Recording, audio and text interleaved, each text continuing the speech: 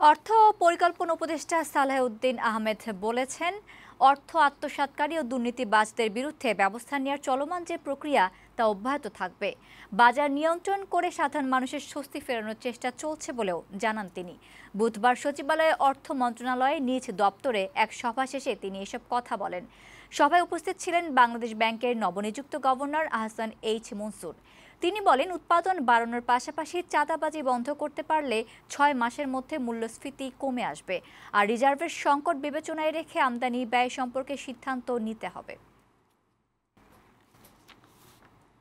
বাজারে যদি চাঁদাবাজিটাকে কমিয়ে দেওয়া সম্ভব হয়, আমরা যদি সাপ্লাই বা প্রোডাকশন এগ্রিকালচার ইনপুটগুলোকে দিয়ে প্রোডাকশনগুলোকে বাড়াতে পারি, তাহলে ধীরে ধীরে আমার মনে হয় ৫-৬ মাসের মধ্যেই আমরা মূল্যস্ফীতিকে একটা অ্যাকসেপ্টেবল লেভেলে নিয়ে আসতে পারবো। সমন্বয়হীনতার জন্য অর্থের অপচয় আমরা রোধ করতে হবে, আর অর্থের সুষ্ঠু ব্যবহার, সেটা দেশীয় সম্পদ হোক, বিদেশ থেকে ধার করা হোক, এই দুইটা কিন্তু আমাদের ক্রাইটেরিয়া।